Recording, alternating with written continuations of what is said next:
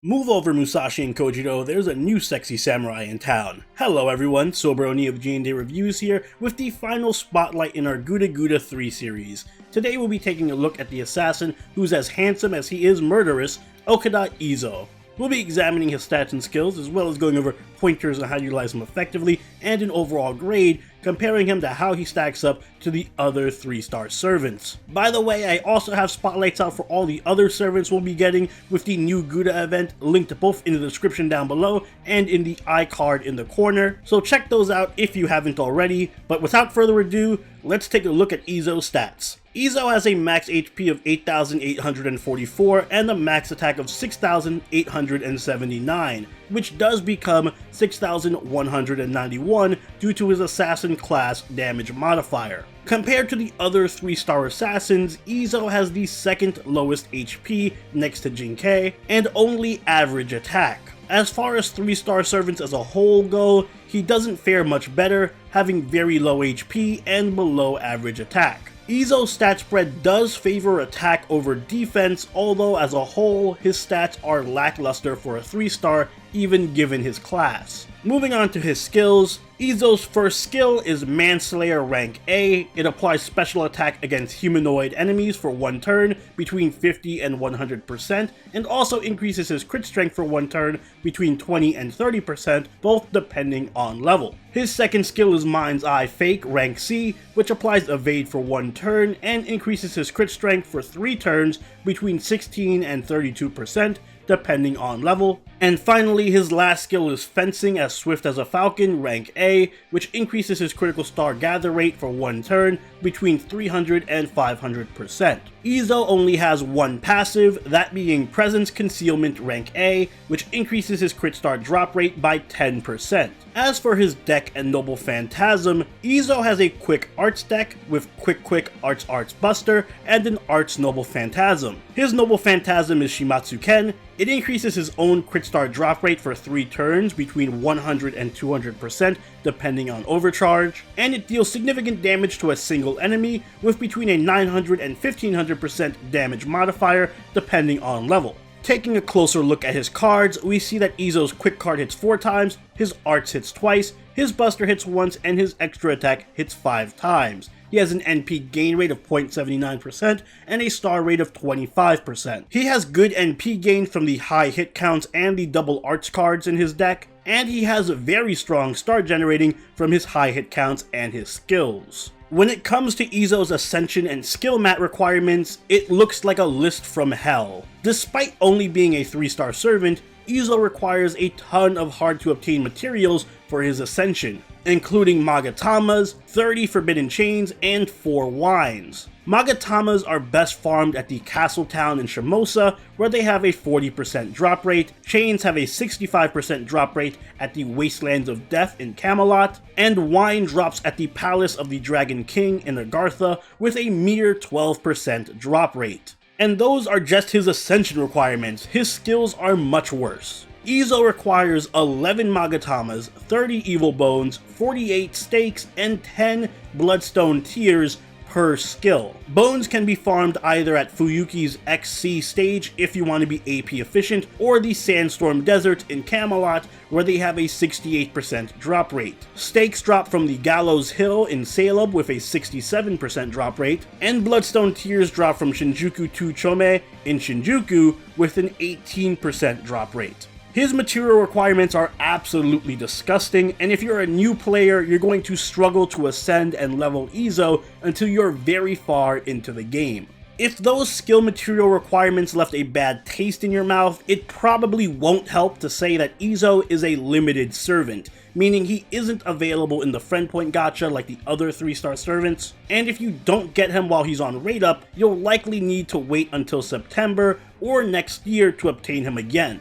All this for a 3-star servant with atrocious stats. Thankfully, however, this is where the bad news ends, because even though Izou has subpar HP and attack, he makes up for it with every other metric. His NP gain is strong due to his high hit counts, and his star generating is excellent as well. Stats aside, he also has quite the skill set. His first skill, Manslayer, is borderline broken, and goes a long way toward making up for his low attack. This skill gives him a gigantic 100% damage buff against humanoid enemies. Keep in mind that Mana Burst is one of the best self-buffing skills in the game, and that's only 50%. And the humanoid trait is far from niche. Every single servant in the game, except for Summer BB, falls under the humanoid trait, as do a large number of enemies who often appear as bosses or mid-bosses in some stages. True to his lore, that makes this the ultimate boss slaying technique. The skill also grants Izou a 30% buff to his crit damage for a single turn, which, while not amazing, is still good considering how often he can crit. To further facilitate this crit niche, Izou also has his third skill, Fencing as Swift as a Falcon. And this is just a simple buff to his star weight. It doesn't buff damage, but it does make critting with Izou much more consistent. But what really stands out about this skill is that it has an insanely short 3-turn cooldown, one of the few skills in the game with such a short cooldown. So it is insanely spammable. Finally, Izou has a basic defensive skill in Mind's Eye Fake, which is just your standard 1-turn evade, and also happens to buff his crit damage. You'll mainly want to use this defensively, but the crit buff is very good, and it does have synergy with his other skills, as well as a decent 3-turn duration, so you can easily combine it with Izou's third skill for maximum effectiveness. Because Izou's skills are so expensive to level, skill priority is important. I recommend leveling Manslayer first, as it plays into Izou's greatest strength as a boss killer, followed by the star weight buff for the shorter cooldown, and then evade last, since that's more defensive and situational. Izou's Noble Phantasm is a single target arts attack that also buffs his own star generating greatly. This Noble Phantasm is tremendously powerful for two reasons. Firstly, when combined with Manslayer, it is a powerful nuke that lets Izou hit far above his weight class, very similar to Robin Hood. And secondly, it buffs Izou's already good star generating to silly levels, which allows him to provide an endless stream of stars to feed himself and the team. Being able to star gen for himself and crit easily thanks to his third skill allows Izou to easily fill his NP gauge off of arts crits, so his Noble Phantasm can be somewhat spammable in the right setup. Izou's strengths fall into two categories, boss slaying and crit DPS. As a boss slayer, he ranks among the best in his rarity, and even better than some 4-star assassins, as with the right setup and a fairly high NP level like NP3, he can absolutely melt enemy servants, even into the late game. His Manslayer buff should not be underestimated. That said, he also makes a strong case as a crit DPS servant thanks in large part to his high star generating and low cooldown star absorb, which makes critting with Izou very easy and consistent, far more so than with most other servants. After NPing once, he can easily set himself up for bursts of crit damage every few turns once his fencing skill comes off of cooldown, and he can also provide a nice steady stream of stars for the entire team. His crits won't be the hardest hitting ever, but they do allow him to put up some good damage numbers despite his low attack. On the downside though, when he's not critting,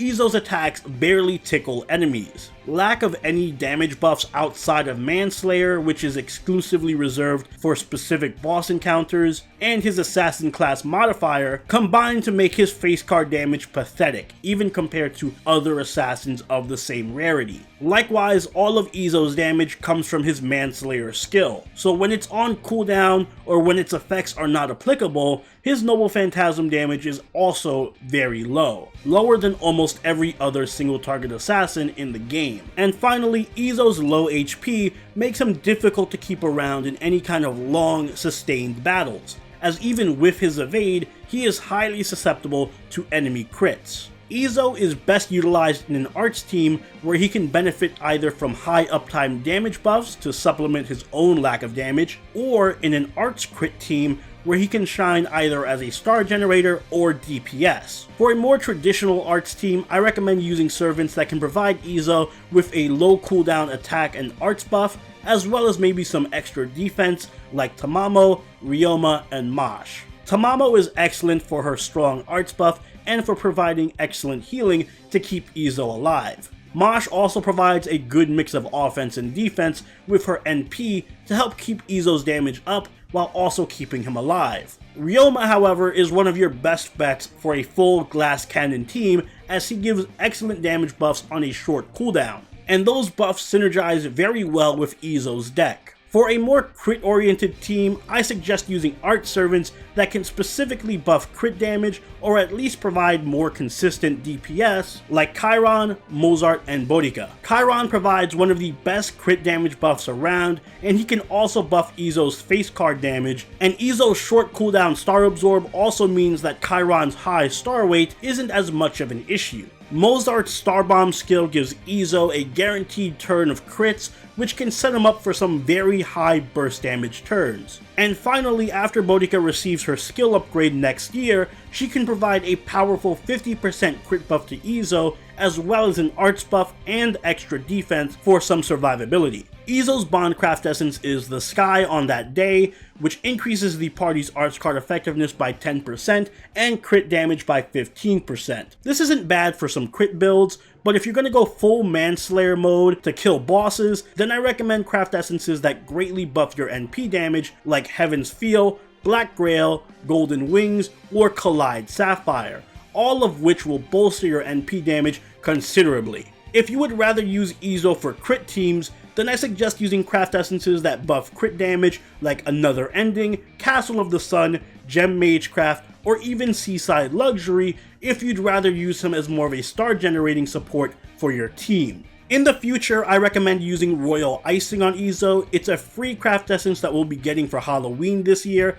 that buffs NP damage and arts card effectiveness considerably. Overall, Izou is a servant with tremendous upsides as well as some glaring weaknesses. He makes for a strong anti-boss servant with his tremendous bonus damage against enemy servants. He is very self-sufficient as a crit servant, which makes him an excellent addition to most arts crit teams, and he can even function well as a dedicated star generator for both arts and quick teams. However, Izou's non-crit damage is among the weakest in his class at any rarity due to his low attack and lack of buffs. His Noble Phantasm damage is also alarmingly poor against non-humanoid targets and when his Manslayer skill is on cooldown, which prevents him from being a true NP spammer. And his low HP makes him brittle and hard to keep around for longer or more challenging battles. So Izou's grade from me is a B. He can be an absolute beast in certain situations, like when you're up against an enemy Rider or Berserker servant, or if you have a solid arts crit team, but outside of those circumstances, he can really fall apart and be difficult to use effectively. He's definitely a servant whose usefulness is highly dependent on the situation, which I guess does make sense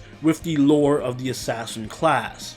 And those are my thoughts on Izou. He's way better than just a trophy servant, provided that you use him in the right team comps and in the right circumstances. The question really just comes down to how much are you willing to invest in those skills. But in any case, let me know in the comments down below. Don't forget to check out my spotlights for Okita Alter and Ryoma if you haven't already, linked both on screen right now and in the description down below. And if you enjoyed this video, don't forget to leave a like and consider subscribing if you really enjoyed the video. Join the party over at our Discord, chill with us on Twitch, and follow us on Twitter. And I'll see you all in the next Servant Spotlight. Soberoni out. Later.